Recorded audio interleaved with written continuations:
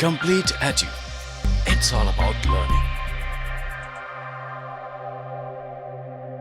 Good morning friends, मैं Indrajeet Bishnoi complete edu channel पे आपका स्वागत करता हूँ।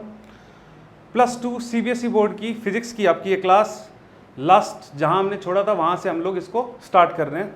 हमने कूलाम फोर्स के बारे में हमने स्टडी की थी और हमने वहाँ पे इस फॉर्मूले को और इसके एप्लीकेशन को समझा था।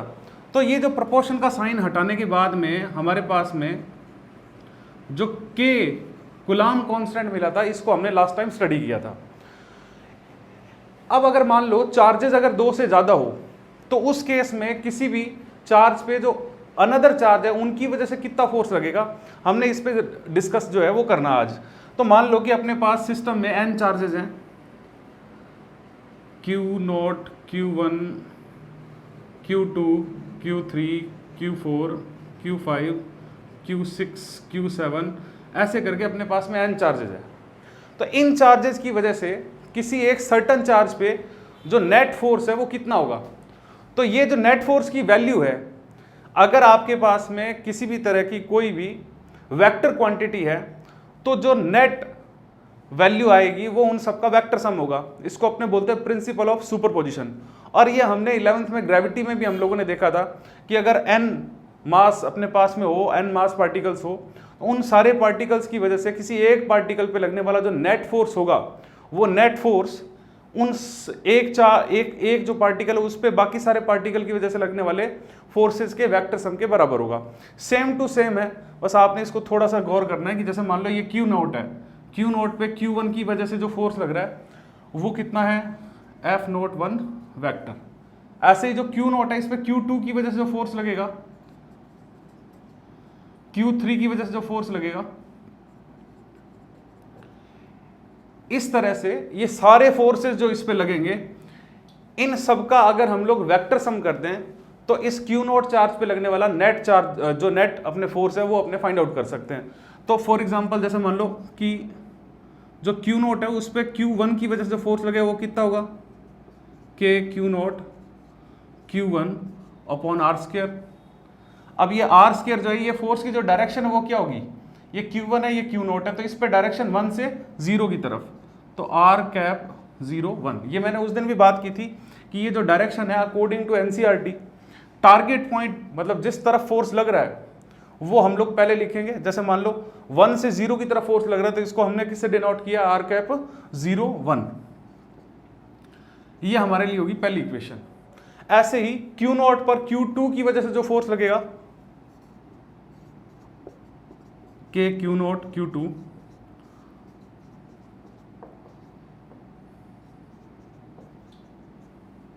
इसी तरीके से Q0 पर Q3 की वजह से जो फोर्स लगेगा वो कितना होगा,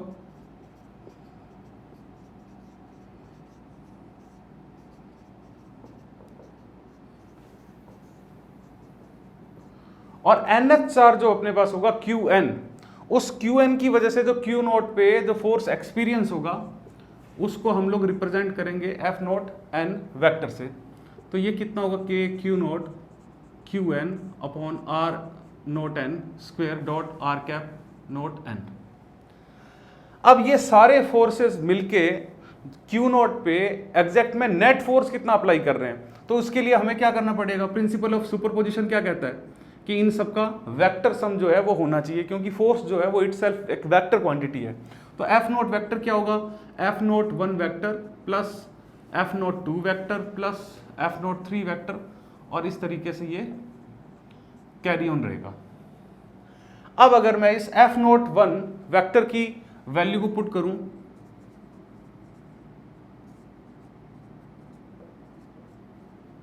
इसी तरीके से F02 की वैल्यू जो है इक्वेशन 2 में, इसको अगर मैं यूज करूं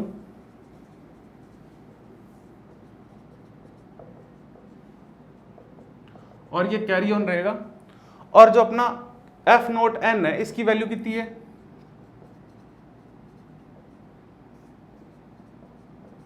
डॉट R∩0n। अब अगर इनमें देखा जाए तो जो सबसे कॉमन चीज है वो क्या है, देखो सारे स्टेप के अंदर K जो है वो हमारे पास कॉमन है, उसके अलावा Q0 भी क्या है, कॉमन है। तो इसको हम लोग अगर कंबाइन फॉर्म में रिप्रेजेंट करें तो हमारे पास जो नेट वैल्यू आएगी फोर्स की वो कितनी आएगी, के क्यू नोट तो हमने ले लिया कॉमन, उसके अलावा के क्यू वन अपॉन में आर नोट वन के dot r cap note one plus के तो आ गया बार क्यू टू अपॉन में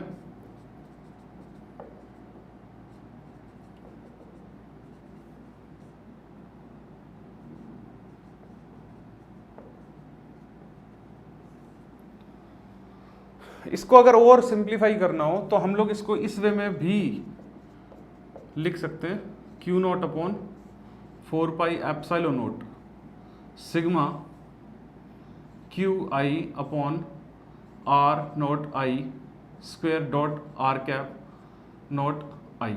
और ये जो आई है ये आई की वैल्यू 1 से लेके कहां तक वेरी कर रही है, n तक। इसका डायरेक्ट क्वेश्चन तो सीबीएसई आपसे पूछने वाली है नहीं, इस पे कोई ना कोई न्यूमेरिकल जो है वो आप लोगों से पूछा जा सकता है। और ये हम लोगों ने पहले एक क्वेश्चन किया भी था जिसपे अपने क्या किया था कि ट्राइंगल के तीनों जो अपने इक्विलेटरल ट्राइंगल के तीनों एंड्स पे जो है चार्जेस थे और किसी एक चार्ज पे अनदर जो चार्ज की वजह से जो फोर्स था वो हमने फाइंड आउट किया था। तो अगर अपने पास में n चार्जेस हों तो उन चार्जेस की वजह से जो नेट फोर्स लगेगा वो इस तरीके से अपने फाइंड आउट कर सकते हैं। उसके बाद हम लोग आगे बढ़ते हैं, इलेक्ट्रिक फील्ड इंटेंसिटी। ये फील्ड इंटेंसिटी का मीनिंग क्या है, ये हम लोगों ने पहले भी कहीं ना कहीं देखा है, अगर आपको याद हो तो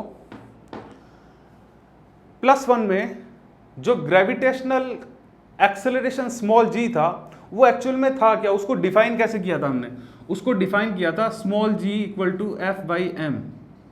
ये F/m का क्या मीनिंग है कि किसी ग्रेविटेशनल फील्ड के अंदर पर यूनिट मास पे जो ग्रेविटेशनल फोर्स अप्लाई हो रही थी उसको हमने बोला था स्मॉल g। तो स्मॉल g क्योंकि ये F/m जो है ये F इक्वल टू m में भी होता अपने पास, तो ये एक्सेलरेशन की जैसा था इसलिए हमने इसको ग्रेविटेशनल एक्सेलरेशन नाम दिया था। सेम टू सेम बिल्कुल वही है। यहाँ पे क्या होगा, यहाँ पे होगा ये कि पर यूनिट चार्ज पे किसी इलेक्ट्रिक फील्ड में कितना फोर्स जो है वो एक्सपीरियंस कर रहा है। पर यूनिट चार्ज पे किसी भी इलेक्ट्रिक फील्ड में जितना फोर्स उस पॉइंट पे एक्सपीरियंस करेगा उसको अपने क्या बोलते हैं, electric field intensity. For example मान लो ये अपने पास में Q चार्ज है और इस Q चार्ज से R डिस्टेंस पे जो पॉइंट P है, ध्यान रखना ये चार्ज है और ये क्या पॉइंट है, इस पॉइंट P पे जो इलेक्ट्रिक फील्ड इंटेंसिटी होगी वो एक्चुअल में है क्या, वो है कि अगर इस P पॉइंट पे यूनिट चार्ज हमारे पास हो तो उस यूनिट चार्ज पे इस प्लस Q की वजह से जो फोर्स एक्सपीरियंस होगी उसी फोर्स को हमने क्या नाम दिया, इलेक्ट्रिक फील्ड इंटेंसिटी।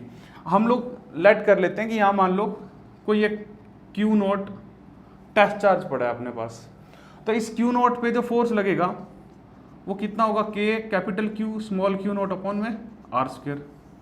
हमने अभी सीखा कूलम्ब्स लॉ के थ्रू। तो पर यूनिट चार्ज पे कितना फोर्स होगा, F अपॉन Q नोट। इसी को हमने डिफाइन किया इलेक्ट्रिक फील्ड इंटेंसिटी के रूप में। तो ये जो इलेक्ट्रिक फील्ड इंटेंसिटी इसको किससे रिप्रेजेंट करते हैं हमने, E से।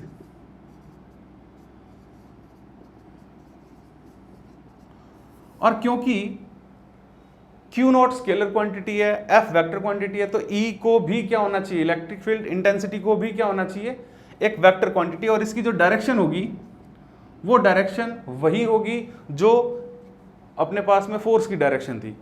अगर आपको कहीं भी किसी भी जगह पे इलेक्ट्रिक फील्ड की डायरेक्शन को पता करना है कि भाई इलेक्ट्रिक फील्ड की डायरेक्शन क्या होगी, तो उसका एक सिंपल सा तरीका है कि आप जिस पॉइंट पे इलेक्ट्रिक फील्ड इंटेंसिटी की डायरेक्शन फाइंड आउट करना चाहते हो वहां पे एज्यूम कर लो कि आपने प्रोटॉन रखा हुआ है। ये जो प्रोटॉन होगा ये जिस डायरेक्शन में मूव करेगा वही डायरेक्शन उस पॉइंट पे इलेक्ट्रिक फील्ड इंटेंसिटी होगी। फॉर एग्जांपल मान लो अपने पास में ये चार्ज पड़ा है और अपनों यहाँ पे इस पॉइंट पे इलेक्ट्रिक फील्ड की डायरेक्शन क्या होगी ये पता करना है, तो आप लेट कर लो कि आपके पास एक प्रोटॉन है, आपने यहाँ पे पुट कर दिया। अब ये भी पॉजिटिव चार्ज है, ये भी पॉजिटिव चार्ज है, तो इलेक्ट्रिक फील्ड की डायरेक्शन क्या होगी, ये वाली। ऐसे अगर इस पॉइंट पे इलेक्ट्रिक फील्ड इंटेंसिटी की डायरेक्शन पता करनी है तो आप यहाँ पे एज्यूम कर लो कि आपने प्रोटॉन रखा है, तो ये प्रोटॉन जो होगा ये इस चार्ज की वजह से, पॉजिटिव चार्ज की वजह से किस तरफ जाएगा, इस तरफ। तो ये डायरेक्शन इस पॉइंट पे इलेक्ट्रिक फील्ड इंटेंसिटी की होगी। अब अगर मान लो नेगेटिव चार्ज हो कहीं पे, माइनस क्यू चार्ज पड़ा हो, इस माइनस क्यू चार्ज से ये आर डिस्टेंस पे इलेक्ट्रिक फील्ड इंटेंसिटी की डायरेक्शन पता करनी है। फिर से वही आप प्रोटॉन रखो यहाँ पे, प्रोटॉन जिस डायरेक्शन में मूव करेगा वो ही डायरेक्शन उस पॉइंट पे इलेक्ट्रिक फील्ड इंटेंसिटी की डायरेक्शन होगी। और जो वैल्यू होगी इलेक्ट्रिक फील्ड इंटेंसिटी की वो क्या होगी, किसी भी पॉइंट चार्ज की वजह से ई हमारे पास कितना रहेगा, के क्यू अपन में आर स्क्वायर। अब बात करते हैं कि जी इसका जो एसआई यूनिट है ई का वो क्या रहेगा। तो ई का जो एसआई यूनिट है हमारे पास वो होगा, एक तो देखो एफ बाई क्यू है तो हम लोग इसको न्यूटन पर कूलाम से इसको रिप्रेजेंट कर सकते हैं। इसके अलावा हम लोग इसको वोल्ट पर मीटर से भी शो करते हैं। अब क्योंकि वोल्ट हमने अभी तक स्टडी नहीं किया कि वोल्ट क्या चीज़ है, हालांकि 10th क्लास में हम लोगों ने इलेक्ट्रिक पोटेंशियल स्टडी किया है, हम लोग उसके बेस पे इसको बता सकते हैं कि वोल्ट पर मीटर कैसे आएगा, पर एक बार हम उसको एक बार अवॉइड कर रहे हैं। जैसे हम लोग इलेक्ट्रिक पोटेंशियल पे जाएंगे वहां पे इस ई के साथ में उसका रिलेशन भी आएगा और उस फॉर्म में हम फिर इसकी यूनिट जो है वो भी हल्की फुल्की हम चेंज कर सकते हैं। तो एक बार के लिए हम लोगों के पास में जो इलेक्ट्रिक फील्ड इंटेंसिटी की यूनिट है वो क्या रहेगी, न्यूटन पर कूलाम। उसके अलावा जो इसका डायमेंशनल फॉर्मूला है इलेक्ट्रिक फील्ड इंटेंसिटी का वो क्या रहेगा, देखो आपके पास में है एफ यानी कि फोर्स का डायमेंशनल फॉर्मूला क्या होता है, m1L1T-2 अपॉन में क्या आ गया, चार्ज का जो डायमेंशनल फॉर्मूला होता है वो होता है A1T1। ये कहां से आया, देखो हम लोगों ने जो 7 जो फंडामेंटल फिजिकल क्वांटिटीज +1 में हमने ली थी एसआई सिस्टम में, उनमें से एक हमारे पास था इलेक्ट्रिक करंट। तो करंट के लिए हम लोग यूज करते हैं A1 डायमेंशनल फॉर्मूले के फॉर्म में यूज करते हैं। अब करंट का जो सबसे बेसिक फॉर्मूला है वो है Q/T, यानी कि चार्ज पर यूनिट टाइम जो कहीं से पास होगा उसको हम लोग इलेक्ट्रिक करंट की फॉर्म में जानते हैं। तो ये जो Q है ये यहां से आ गया I × T, ये भी फंडामेंटल क्वांटिटी है, ये भी फंडामेंटल क्वांटिटी है। I के लिए हम लोग क्या यूज करते हैं A1 और टाइम के लिए क्या यूज करते हैं T1। तो हमें जो फाइनल इलेक्ट्रिक फील्ड इंटेंसिटी के लिए डायमेंशनल फॉर्मूला मिलेगा वो कितना होगा,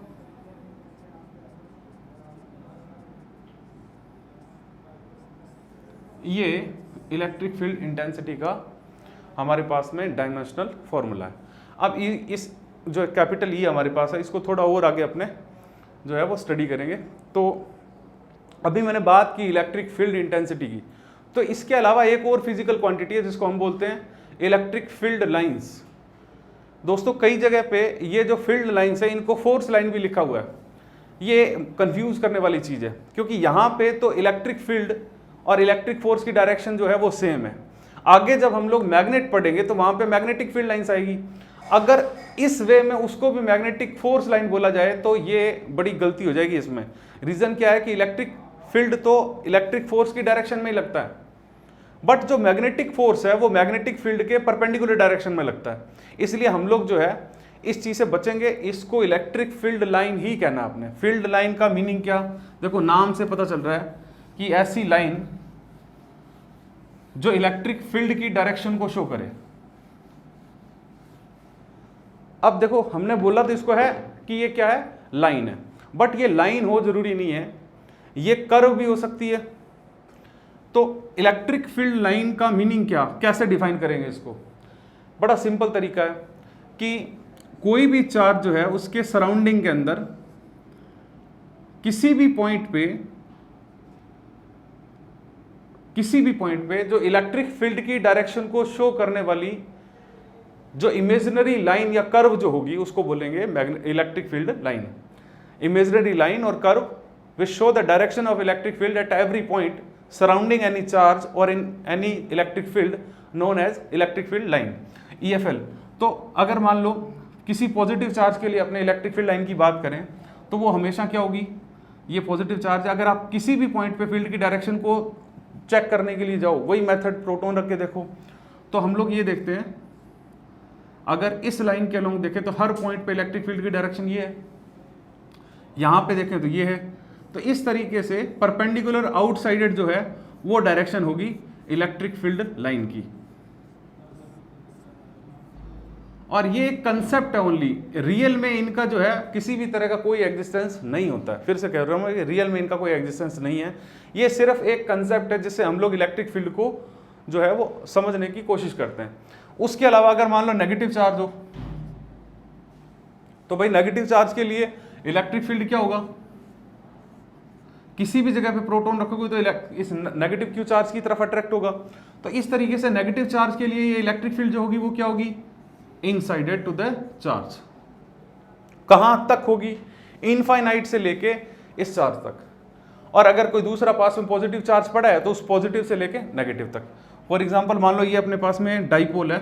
डाइपोल क्या है हम लोग आगे स्टडी करने वाले हैं। डाइपोल में क्या होता है कि दो सेम मैग्नीट्यूड के बट ऑपोजिट पोलरिटी के जो चार्जेस है बहुत ही कम डिस्टेंस पे, बहुत कम डिस्टेंस पे हम उसको रखते हैं, तो वो डिस्टेंस जो है वो किस में होती है, एरमस्ट्रॉन्ग में। तो इस सिस्टम को अपने बोलते हैं इलेक्ट्रिक डाइपोल। अगर इलेक्ट्रिक डाइपोल की वजह से अपने मैग्नेटिक इलेक्ट्रिक फील्ड लाइंस है वो देखें तो कैसी होगी, पॉजिटिव से नेगेटिव की तरफ, और इस तरीके से ये वापस से घूम के कहां आएगी, इसी नेगेटिव चार्ज पे आएगी। तो पॉजिटिव के लिए आउटसाइडेड, नेगेटिव के लिए इनसाइडेड। कहां से, इनफाइनाइट से। पॉजिटिव के लिए पॉजिटिव चार्ज से लेके कहां तक, इनफाइनाइट तक। ये इस तरीके से जो है वो इस जो इलेक्ट्रिक फील्ड लाइन है इसको अपने शो करते हैं। उसके अलावा अगर मान लो कि दो पॉजिटिव चार्ज हो हमारे पास,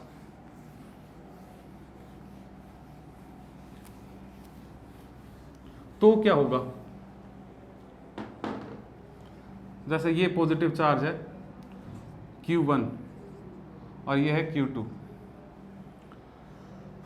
तो क्या होगा कि ये जो बीच वाले जो इनके पॉइंट्स हैं, इन पॉइंट्स पे इसकी वजह से भी इलेक्ट्रिक फील्ड की डायरेक्शन ये है और दूसरे की वजह से इसके ऑपोजिट डायरेक्शन में। तो इस कंडीशन में होगा क्या, तो इस कंडीशन में जो इलेक्ट्रिक फील्ड ज़्यादा इफेक्टिव होगा, यानी कि जो रिजल्टेंट वैल्यू है वही हम लोग लेंगे। तो इसका जो मैग्नेटिक फील्ड है, इलेक्ट्रिक फील्ड है, वो कुछ ऐसा बनेगा, इलेक्ट्रिक फील्ड लाइंस U।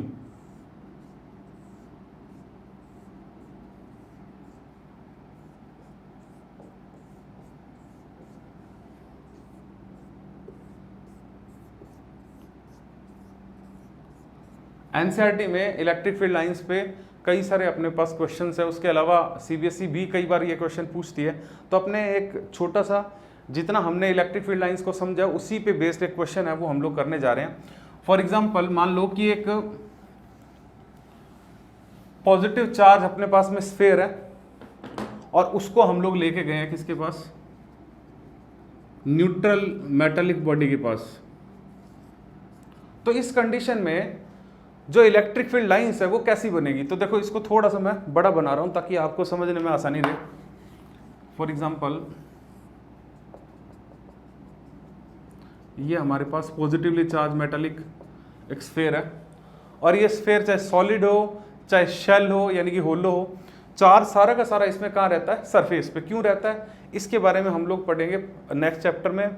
वैसे अभी बता दूं आपको कि पोटेंशियल एनर्जी को मिनिमाइज करने के लिए, स्टेबिलिटी को इंक्रीज करने के लिए सारा चार्ज जो है, क्योंकि मेटल के अंदर चार्ज फ्री टू मूव होता है, तो अगर वो फ्री होके कहीं मूव करेगा तो वो कहाँ जाके सेटल करेगा ताकि ज़्यादा से ज़्यादा स्टेबिलिटी रहे, तो वो सरफेस ही है। तो हम लोग इसके पास लेके आए किसी दूसरे ऑब्जेक्ट को जो खुद क्या एक मेटल है। तो इस केस में हम लोगों ने इंडक्शन में पहले ये चीज़ स्टडी की है कि जो इसके इलेक्ट्रॉन्स होंगे वो इस तरफ आ जाएंगे। तो इस केस में जो इलेक्ट्रिक फील्ड लाइंस है वो कुछ ऐसी होगी।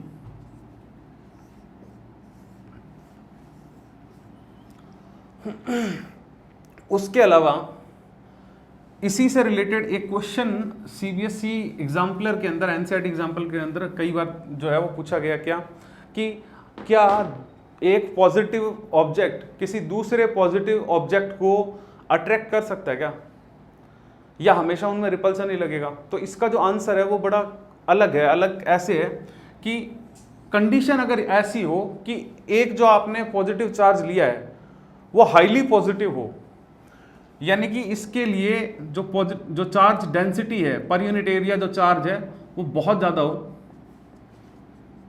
और दूसरा ऑब्जेक्ट है उसके ऊपर जो चार्ज डेंसिटी है बहुत कम हो या बहुत कम चार्ज अवेलेबल हो, तो उस कंडीशन में होगा क्या, जैसे इसके आप इसको इसके पास लेके आए,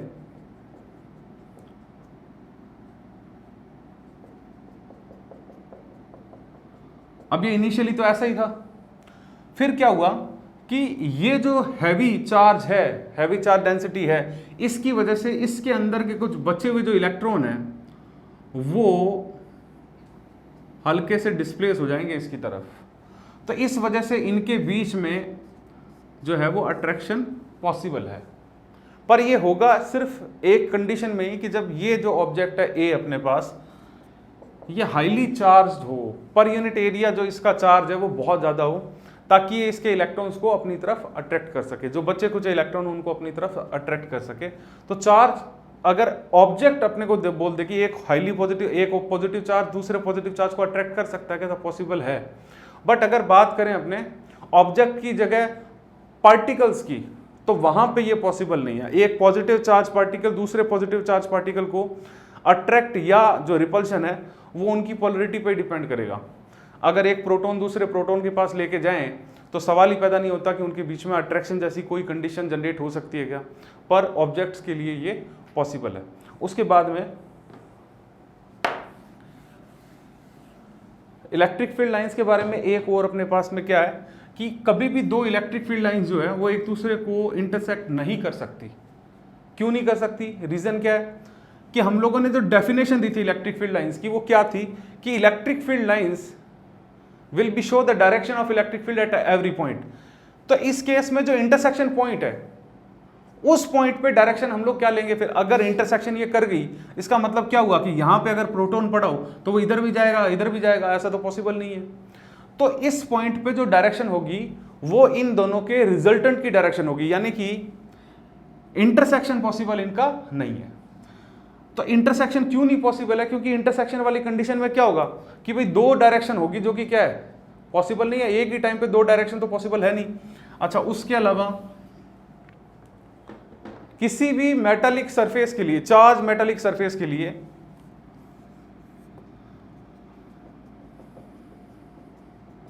ये अपने पास में कोई स्टील की या कॉपर की सरफेस है जिसको हम लोगों ने चार्ज किया हुआ है, इसके लिए इलेक्ट्रिक फील्ड लाइंस किस डायरेक्शन में होगी, कैसे होगी, तो वो हमेशा normal to the given surface होगी। ऐसा पॉसिबल ही नहीं है कि किसी एंगल पे हो। क्यों नहीं है उसका रीज़न अपने समझते हैं। क्या रीज़न है कि अगर मान लो फॉर एग्जांपल मान लेते हैं कि इलेक्ट्रिक फील्ड की डायरेक्शन ये है, अगर हम लोग ये डायरेक्शन मानते हैं मतलब सरफेस के साथ में थीटा एंगल है वो इलेक्ट्रिक फील्ड ने बनाया हुआ है, तो ऐसी कंडीशन में क्या होगा कि अलोंग द सरफेस जो इलेक्ट्रिक फील्ड होगा वो कितना होगा, ई कॉस थीटा। यानी कि सरफेस के अलोंग हमारे पास इलेक्ट्रिक फील्ड अवेलेबल है। इसका दूसरा मीनिंग है वो बड़ा खतरनाक है, क्या कि इन चार्जेस पे सरफेस के अलोंग इलेक्ट्रिक फील्ड जो है वो लग रहा है। जब इलेक्ट्रिक फील्ड लगेगा तो ऐसी कंडीशन में यहाँ पे फोर्स भी लगेगा। जब फोर्स लगेगा तो इसका मतलब है कि ये चार्ज मूव करना शुरू कर देगा। अब बिना किसी सप्लाई के, बिना किसी बैटरी के अगर चार्ज किसी डायरेक्शन में मूव कर रहा है इसका मतलब करंट जनरेट हो रहा है, यानी कि बिना एनर्जी दिए ही अपने आप इलेक्ट्रिकल एनर्जी जनरेट हो रही है। ये तो खुला वायलेशन है किसका, कंजर्वेशन ऑफ एनर्जी का। कंजर्वेशन ऑफ एनर्जी क्या कहता है कि एनर्जी की एक फॉर्म दूसरी फॉर्म में कन्वर्ट ही हो सकती है, सेल्फ अपने आप जो है कहीं भी अपने आप जनरेट नहीं हो सकती। तो एनर्जी की क्योंकि एक फॉर्म दूसरी फॉर्म में कन्वर्ट हो सकती है बट सेल्फ एनर्जी अपने आप जनरेट नहीं हो सकती, इसका मतलब है कि ई कोस थीटा की वैल्यू को जीरो होना ही चाहिए, और जीरो होगा तो ई तो जीरो है नहीं अपने पास। इसका मतलब क्या है, कोस थीटा जीरो है, यानी कि थीटा जो है वो आपका कितना है π/2। 90 डिग्री एंगल है वो हमेशा इनके बीच में रहेगा। उसके बाद में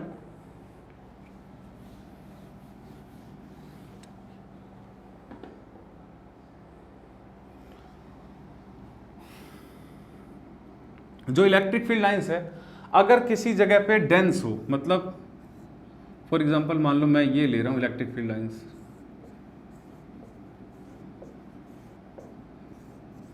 अब ये क्या शो कर रहा है कि इस जगह पे अगर मैं ये एरिया लेता हूं तो यहां से 4 नंबर ऑफ फील्ड लाइन से वो पास हो रही है, और यही अगर एरिया मैं यहां लूं तो 2 ही पास हो रही है, और अगर यही एरिया यहां लूं तो 1 ही पास हो रही है। यानी कि जहां भी इलेक्ट्रिक फील्ड लाइंस की जो डेंसिटी है वो ज़्यादा होगी वहाँ पे इलेक्ट्रिक फील्ड भी क्या होगा, स्ट्रॉन्ग होगा। यानी कि डेंसिटी जो है इलेक्ट्रिक फील्ड लाइंस की वो किसको शो करेगी, इलेक्ट्रिक फील्ड इंटेंसिटी को शो करेगी। उसके अलावा इलेक्ट्रिक फील्ड लाइंस बच्चों कभी भी क्लोज लूप नहीं बनाती, कभी भी क्लोज लूप नहीं बनाती। जैसे मैग्नेटिक फील्ड लाइन की अगर बात करें अपने, ये नॉर्थ और ये साउथ पोल है। हम लोगों ने 10th में पढ़ा हुआ ऑलरेडी कि जो मैग्नेटिक फील्ड लाइंस है उनकी डायरेक्शन इनसाइड द मैग्नेट क्या होगी, साउथ टू नॉर्थ, और आउटसाइड जो डायरेक्शन होगी वो क्या होगी, नॉर्थ टू साउथ। इसका मतलब क्या हुआ कि ये क्लोज लूप बना रही है। पर इलेक्ट्रिक फील्ड के अंदर ऐसा बिल्कुल पॉसिबल नहीं है। क्यों? क्योंकि ये डायरेक्शन हमेशा ही क्या होगी, पॉजिटिव टू नेगेटिव। ये वन वे है, आप पॉजिटिव से नेगेटिव जा तो सकते हो पर नेगेटिव से पॉजिटिव वापस नहीं आ सकते। तो इस तरीके से ये इनमें एक डिफरेंस भी हो गया कि जो मैग्नेटिक फील्ड लाइंस है वो क्लोज लूप बनाती है, इलेक्ट्रिक फील्ड लाइंस है वो क्लोज लूप नहीं बनाती। उसके बाद अपने बात करते हैं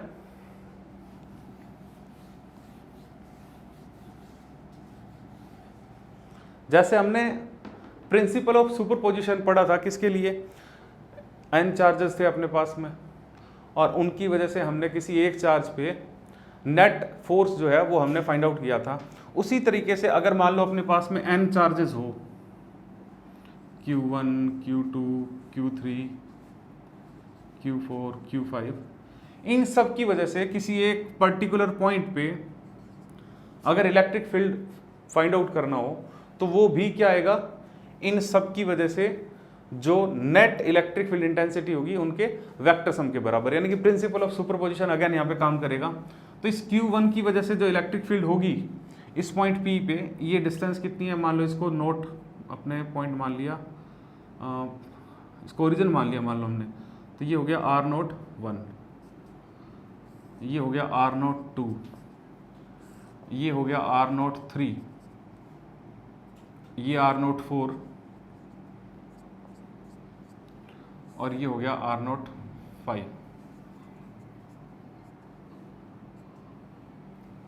अब इन सारे के सारे जो हमारे पास में चार्जेस है इनकी वजह से इस पॉइंट पे जो इलेक्ट्रिक फील्ड है वो कितना होगा। जैसे मान लो अगर Q1 की वजह से बात करें तो E1 वेक्टर कितना होगा, K Q1 अपॉन R01 के डॉट R कैप नॉट 1। इसी तरीके से जो सेकंड चार्ज की वजह से मैग्नेटिक इलेक्ट्रिक फील्ड होगा वो कितना होगा, K Q2 अपॉन में R02 के डॉट R कैप नॉट 2। इसी तरीके से जो E3 होगा वो कितना होगा, K Q3 अपॉन में R03 square upon R cap. ये होगी आपकी ये इक्वेशन नंबर 1, ये 2 और ये 3। nth जो अपने पास में चार्ज है, n चार्ज हो तो K Q n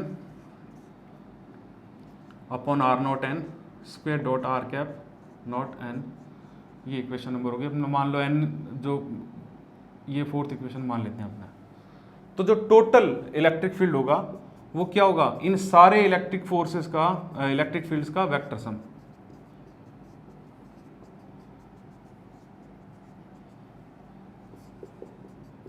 अब इन सब में क्या कॉमन आ रहा है, K कॉमन आ रहा है, तो इस K को मैंने रखा 1/4 पाई एप्सिलॉन नॉट और बाकी को समीशन की फॉर्म में लिख दिया। कितना आएगा, Q1 की जगह QI R0I square dot R cap not I, और I की वैल्यू 1 से लेके n तक हम लोग वेरी करवाएंगे। ये n की वैल्यू डिपेंड करती है कि चार्जेस आपने जो है वो सिस्टम में कितने लिए। तो ये जो है आपने, अगर इससे रिलेटेड आपकी कोई भी किसी भी तरह की क्वेरी हो तो आप कमेंट कीजिए, आपको आपके हर डाउट का जो है वो सॉल्यूशन आपको दिया जाएगा। इसमें किसी भी तरह की कोई भी किसी भी तरह की अगर प्रॉब्लम आ रही है कि जी ये चीज़ समझ में नहीं आई हमें, या फिर ये जो है ये कंसेप्ट हमारे पल्ले नहीं पड़ा, तो आप लोग जो है वो कमेंट कीजिए।